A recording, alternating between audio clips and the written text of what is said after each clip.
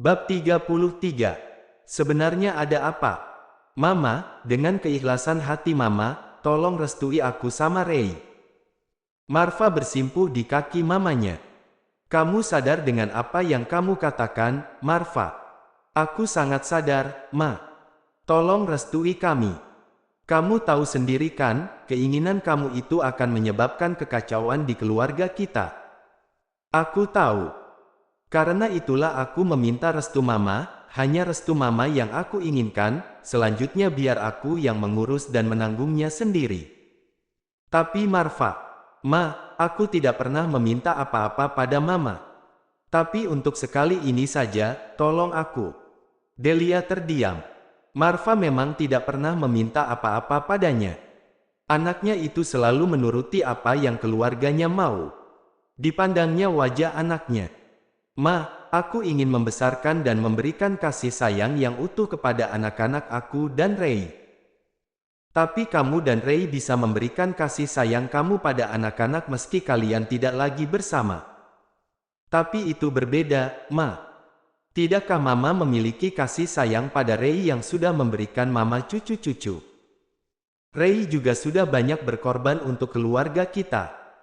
Pengobatan neneknya gagal sebelum dimulai, impiannya untuk menjadi arsitek pun gagal. Dia pergi dari sini tanpa membawa apa-apa, bukankah itu sudah menunjukkan kalau dia perempuan yang baik? Dia tidak pernah mengusik keluarga kita. Ma, hati itu tidak bisa diduga. Siapa yang tahu kalau semuanya akan seperti ini? Kakek menghadirkan dia tanpa mempertimbangkan bagaimana hati aku.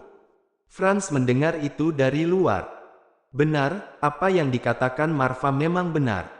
Semua itu di luar kuasanya. Siapa yang menyangka Marva akan menyukai Ray? Ma, masih kurangkah aku berkorban selama ini?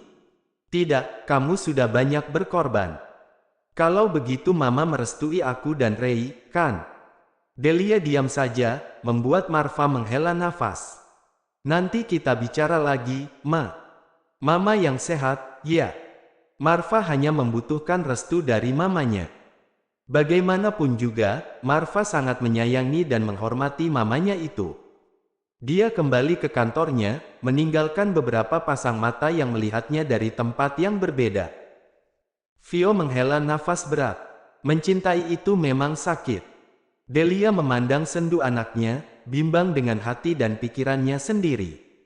Charles melihat anaknya, dan melihat istrinya yang terlihat ingin menangis. Franz pun sama. Memikirkan banyak hal tentang keluarga yang dia pimpin ini. Dia lalu menghubungi sahabat lamanya, sekedar ingin mengobrol dan curhat, mungkin. 2 jam kemudian. Kamu membuat masalah sendiri, Franz. Mana aku tahu akan seperti ini jadinya. Ya kalau kamu tahu, maka jadinya tidak akan seperti ini. Pria tua yang seumuran dengan Franz itu tertawa. Kita ini sudah tua. Saatnya menikmati masa tua. Yang perlu kita dapatkan sekarang bukan lagi harta, atau ketenaran, tapi kebahagiaan anak-anak dan cucu-cucu kita. Franz terdiam. Belajarlah dari pengalaman aku.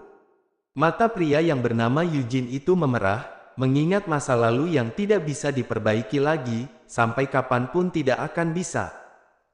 Aku kehilangan anak, bahkan tidak tahu kapan dan di mana dia meninggal. Kamu tahu bagaimana sakitnya itu? Itu adalah penyesalan diriku yang paling mendalam. Bibir Franz terasa keluh. Dia tentu saja sangat tahu apa yang menimpa sahabatnya lebih dari 20 tahun. Jangan sampai kamu merasakan apa yang aku rasakan. Keluarga kamu sudah merasakan kehilangan, jangan sampai kalian kembali kehilangan untuk yang kedua kalinya. Perbaikilah selagi masih bisa diperbaiki. Ya ampun, aku pikir malam tahun baru nanti kita bisa jalan-jalan, ternyata tidak. Sama, kita ada jadwal praktek. Kamu sendiri gimana, Nay? Aku mau jalan-jalan sama Echan. Mereka sarapan dengan terburu-buru. Malam tahun baru masih 3 hari lagi, tapi sebagian dari mereka sudah ada jadwal praktek. Kamu mau langsung ke rumah sakit, Nay? Atau ke klinik? Aku mau ketemuan sama Miko dulu. Awas kepergok Arby, nanti dia bisa bersikap seperti suami yang diselingkuhi oleh istrinya. Yang lain tertawa, kecuali Freya yang manyun. Itu apaan, Nay? Monique bertanya tentang map coklat yang ada lambang rumah sakitnya. Oh, data yang mau aku kirim. Aku duluan. Naya langsung keluar dari apartemennya untuk bertemu dengan Miko. Malam harinya. Kamu kenapa sih, Mick? Dari tadi menghela nafas terus. Miko diam saja, tapi pandangan matanya tertuju pada Arby. Mick, kamu enggak apa? Iqmal kembali bertanya.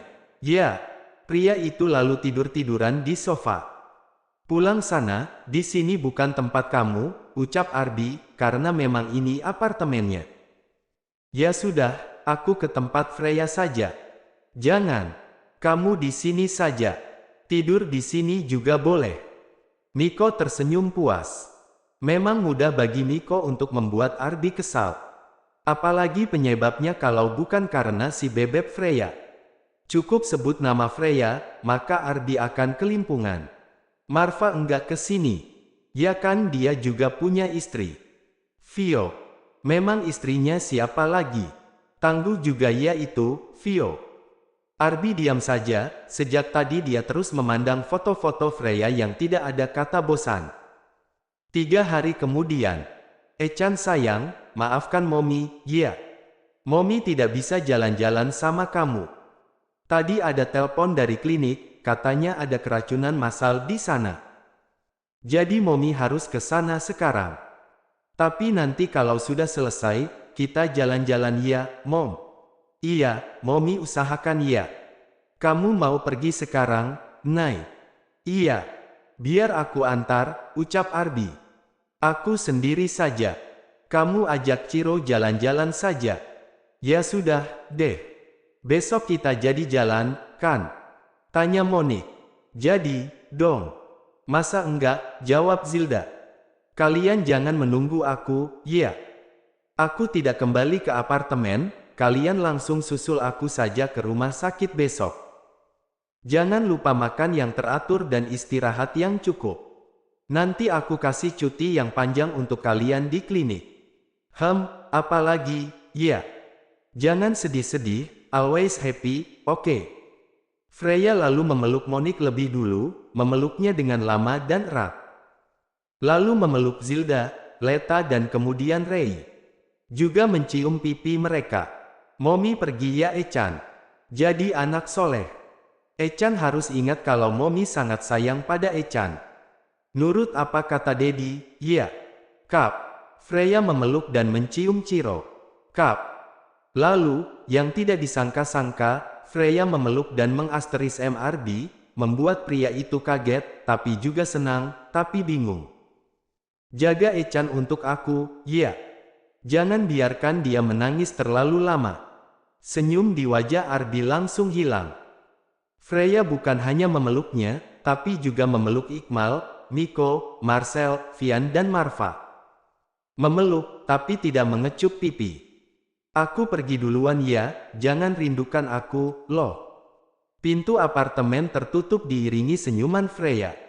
Hening, hening, hening. Momi, Echan mau ikut sama Momi saja. Echan mau ikut Momi, Dedi. Isak Ciro itu menyadarkan mereka. Arby, Iqmal dan Monique saling berebutan keluar, disusul oleh yang lain yang masih bingung kenapa mereka harus berlari keluar. Saat mereka tiba di parkiran, Freya sudah tidak ada lagi. Ciro mau menyusul Momi, Dedi. Sayang, dengar Dedi. Momi sekarang harus kerja, mau menyembuhkan banyak orang sakit. Nanti kalau kita ke sana, kasihan Momi tidak bisa konsentrasi. Lagi pula, nanti di sana, banyak virus dan bakteri. Nanti Ciro sakit. Kita di sini saja, ya. Iya deh, kan tadi kata Momi, Ciro harus nurut apa kata Dedi. Tapi jangan lupa telepon Momi ya, Dedi. Iya. Yang praktek akhirnya bekerja dengan gelisah. Kamu praktek di mana, Sel? Aku sekarang harus ke rumah sakit dulu. Abis itu kamu susul ke klinik. Oke, tapi abis makan siang aku harus kembali lagi ke rumah sakit. Ya sudah, enggak apa. Ray berusaha bekerja dengan konsentrasi. Dia lalu menghubungi Agam. Agam, kamu tugas ke klinik. Iya, tapi enggak bisa lama, karena sore ada operasi di rumah sakit. Tolong bantu Freya, ya. Iya, tenang saja. Nanti juga Valdo akan ke sana. Hati itu menjadi hari sibuk untuk mereka. Dokter yang bekerja di rumah sakit besar lainnya, juga ikut membantu di klinik setelah tugas mereka di rumah sakit selesai. Freya juga susah dihubungi sejak tadi, karena dia memang sangat sibuk.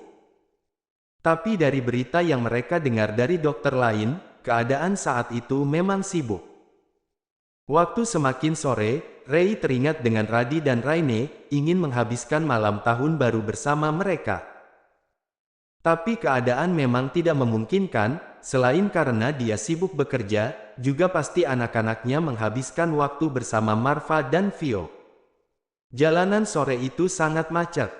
Banyak pedagang trompet, petasan dan kembang api. Selepas maghrib, Ray baru selesai bekerja.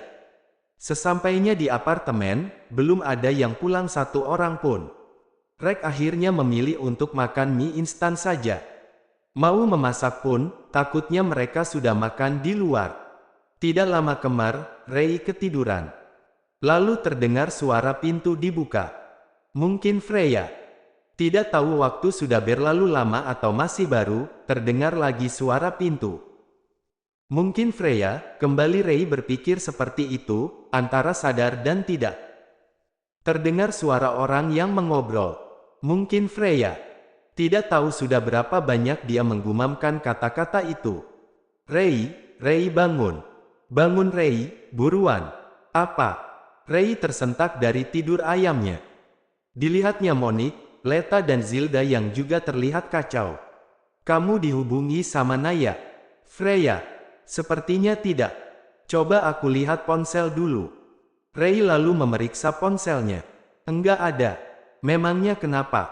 Coba kamu tanyain Naya ke yang lain. Kita bagi tugas. Memangnya ada apa, sih? Tidak ada yang menjawab. Sudah lewat dari tengah malam. Ray lalu menghubungi Agam. Ya, kenapa Ray? Suara Agam terdengar serak. Naya ada sama kamu. Naya?